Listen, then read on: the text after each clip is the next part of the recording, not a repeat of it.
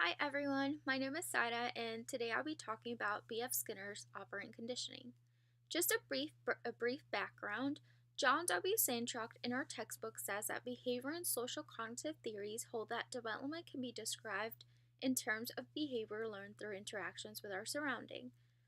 Burha's Frederick Skinner, or we know him as B.F. Skinner, is known as the father of operant conditioning. Operant conditioning deals with operants, which are intentional actions that have an effect on the surrounding. Through operant conditioning, the consequences of a certain behavior produce changes in the probability of the behavior's reoccurrence. B.F. Skinner's work was based on Edward Thorndike. Edward Thorndike is known for the law of effect. The law of effect says that any behavior that is followed by pleasant consequences is likely to be repeated, and any behavior that is followed by unpleasant consequences is likely to be stopped. Edward Thorndike's work on learning theory led to the development of operant conditioning. Edward Thorndike did an experiment to test his theory. So the experiment looked very similar to this. So he placed a cat in a puzzle box, which the cat was encouraged to escape to reach a piece of fish placed outside the box. The cat eventually learned that pressing the lever would have favorable consequences, and the cat became quicker at pressing the lever.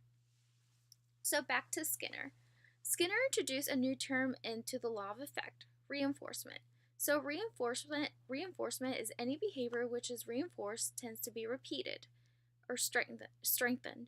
Behavior which is not reinforced tends to die out or be extinguished.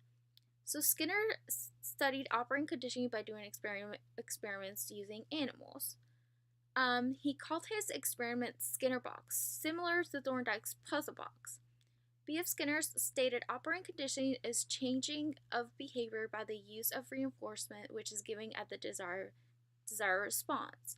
So Skinner identified 3 types of operant that can follow behavior. Neutral operants, which are responses from the environment that neither increase nor decrease the probability of a behavior being repeated. 2 is reinforcers from the environment that increase the probability of a behavior being repeated. Reinforcers can either be positive or negative. And 3, punishers are responses from the environment that decrease the likelihood of a behavior being repeated. And for the positive reinforcement, the experiment looked similar to this.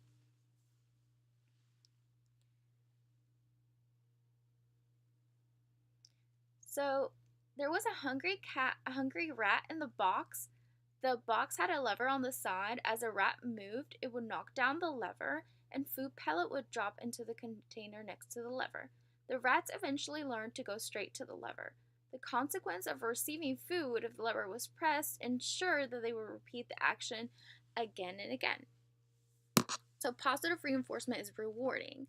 The rat got the pellet. For unpleasant reinforcer can also strengthen behavior.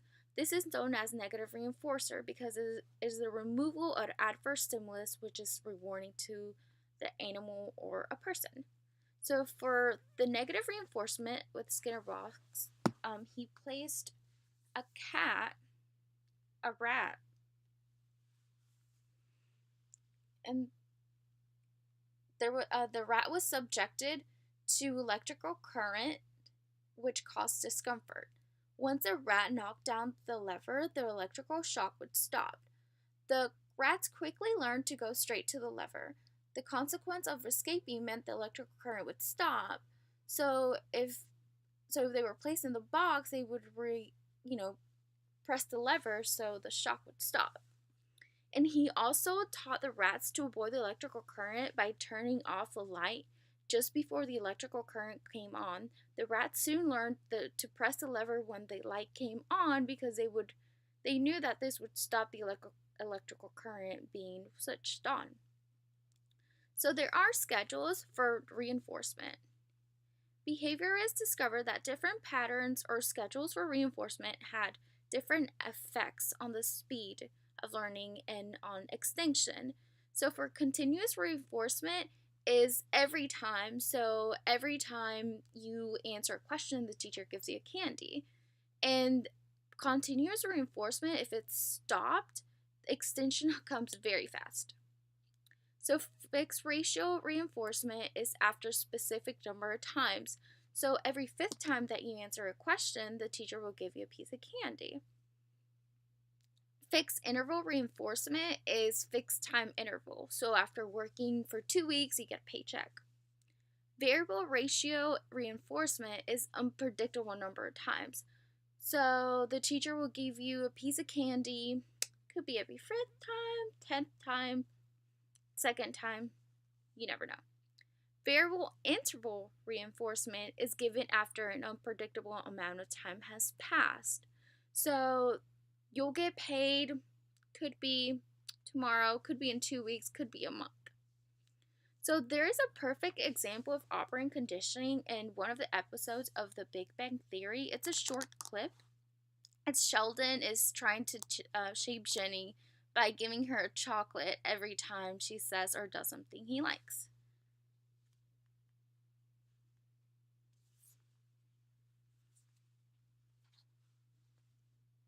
Fine, whatever. Are you finished? Well, thank you. How thoughtful. Would you like a chocolate? Yeah, sure. Thanks. What was that? You said be nice to Penny. I believe offering chocolate to someone falls within the definition of nice. It does, but in my experience, you don't. There are more things in heaven and earth, Horatio, than are dreamt of in your philosophy. That's you, obnoxious and insufferable. Oh, sorry, Sheldon. I almost sat in your spot. Did you? I didn't notice. Have a chocolate. Thank you. You're here a lot now. Oh, am I talking too much? I'm sorry. Zip. Thank you. Chocolate? Yes, please.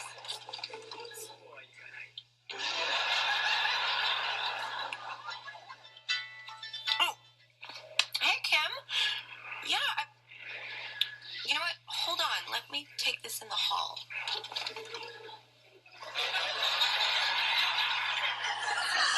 So that is all for B.F. Skinner operant conditioning. Thank you for watching.